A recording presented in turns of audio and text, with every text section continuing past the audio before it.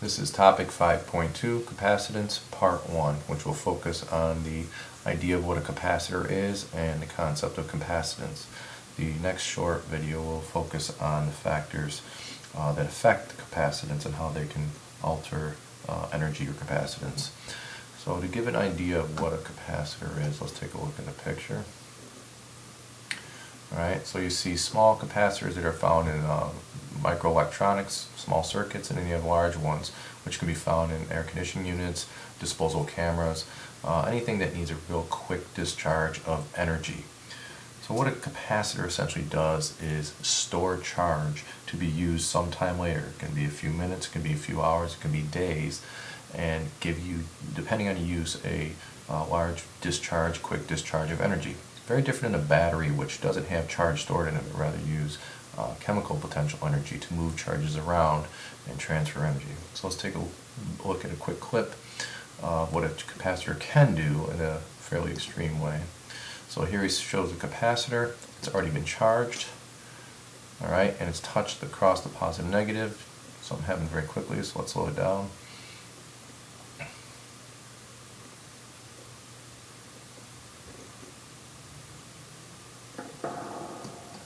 And you get a very, very quick release of energy. If you're not careful and you touch those two leads with your fingers, you can get quite a shock and knock you out. It can be quite dangerous. So this diagram shows what the heart of a capacitor is. The reason these take on the shapes is they take a sandwich of conductor, insulator, conductor, and they roll them up into a very condensed volume, so hence the alternative name condenser, and it gives us a lot of area in which we can store charge. So the insulator part between them can be any good insulator. The fancy term is dielectric, but for what we're going to study, we're going to look at either air or a vacuum. So let's take a look at this at a close-up and a much simpler view. Okay, so we're going to look at it in terms of parallel plates, something we've looked at before. So the diagram on the left shows two parallel plates that are going to be eventually hooked up to a voltage source. Let's draw in a voltage source right here. Let's say we have a positive terminal, we have a negative terminal, and we connect it up. So what the voltage source will do is, in essence, it will draw positives from the positive terminal. Okay, work is being done by the voltage source. And in the process, depending on how you look at it, but look at it through induction, it's going to draw negatives because of the electric field across the plates from the negative terminal. And of course we have an electric field. And the electric field is uniform because we have parallel plates. Now when we talked about electric fields last year, it was the idea of using the uniform field to take a negatively charged particle, let's say, or positive, and accelerate it across, okay, with some force, and give it kinetic energy. Capacitors, on the other hand, aren't so much interested in the field between them, but that's important. It's using the charges externally to release energy when we disconnect the voltage source. Okay, so let's take a look at this a little bit more, relationship between the charge that you put on a capacitor and the amount of voltage you put across it. Okay. So let's reconnect our voltage source and look at this a little bit more systematically. So let's say we have a variable voltage source and our initial voltage is 1 volt. Okay, and because of the 1 volt we deposit a certain amount of charge on there, let's just say 2 units. And of course, because of induction, we must have an equal amount of negative there. If we decide to crank up the voltage to, let's say, 2 volts, not surprisingly, we will see that we'll have twice the charge. And if we go up to 3 volts, then we just keep adding a proportional amount of charge, so that if we go to graph charge versus voltage, we would expect a linear relationship. And from any linear relationship, we can make an equation that relates these two important variables. And of course, the key thing to make the relationship is the slope, which is nothing more than a ratio of the change in charge over voltage. And this, by definition, is called capacitance.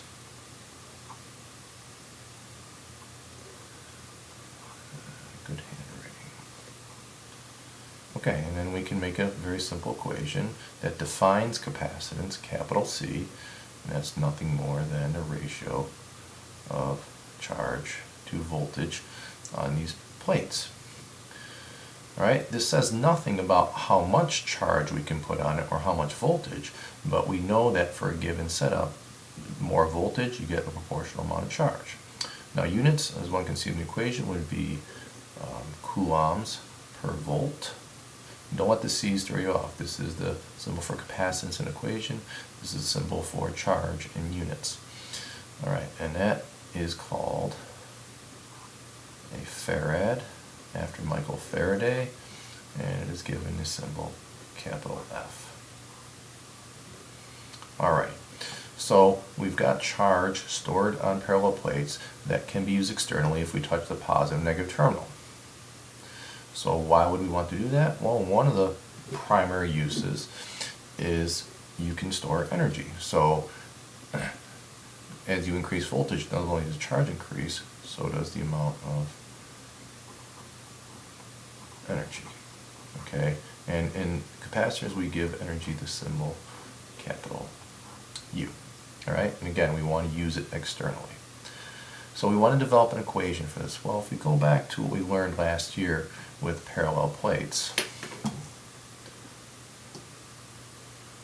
okay, anytime you have a voltage, okay, across the plates or external to the plates, and you have charge there, then there's a simple relationship between that charge and voltage. It was the product of the two.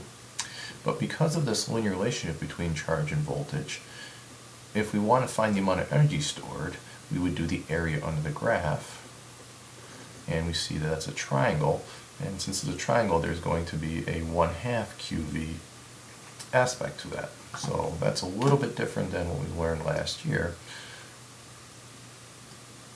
So let's write that down, equation 2a. Alright, the energy stored in a capacitor is 1/2 Q times V. And we can express this another way because very often we don't know how much charge is stored in a capacitor, but rather we know the capacitance of the capacitor. So it would be useful to express it in terms of capacitance. So we know from the previous equation that the amount of charge stored is equivalent to the capacitance times voltage. So then if we substitute that into for Q, we see that U equals 1/2 C times V. That's our Q value times V, and of course that's 1/2 CV squared. And that tells us something important about how much energy is stored as a function of voltage. It goes by the square of it. So doubling voltage doesn't give you twice the energy as one might expect. You get 4 times. And if you go up to this equation, you might say, well, wait a second, that doesn't seem to say that. This seems to suggest twice the voltage gives you twice the energy. Remember, if you double the voltage, you're also doubling the charge, so 2 times 2 gives us 4. So they're saying the same thing, but it's not as obvious with the first equation. Alright, so let's do a practice problem. Okay, very basic at first. Let's say if I've demonstrated to you already, or I will demonstrate, we have a bank of capacitors which has an effective capacitance, not of 460 millifarads, but rather 460 microfarads, and it is charged with 330 volts of potential. So the simple question we ask is how much charge will they hold? Okay, so if we go back to our first equation that relates capacitance, voltage, and charge, we have Q equals CV, which will be 460, make sure we take care of the micro, times 10 to the negative 6 farads, times 330 volts, and we get a surprisingly large value for the charge, 0.15 coulombs. Okay? Remember, full coulomb is like a lightning bolt, so this is a little bit more than 1/10 of that, so that's quite a bit of charge. Most capacitors, especially used in small circuits, are on the much smaller range, anywhere from, let's say, typically microfarads all the way down to picofarad. Alright, so the next question we can ask is how much energy is stored in here, and again, fairly straightforward. Energy is U.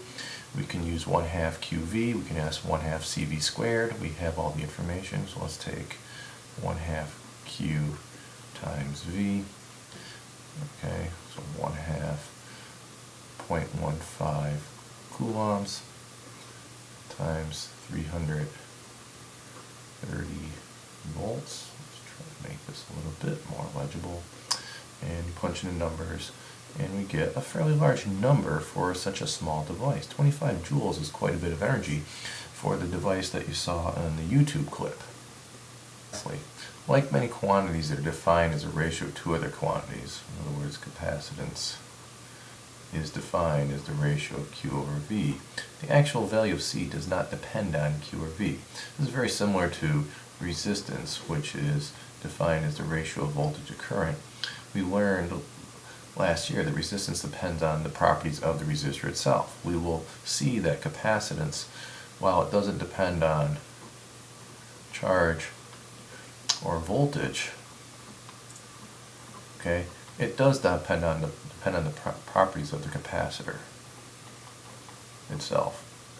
Okay, and this will lead to an alternate definition of C, which we're going to investigate in the next lesson.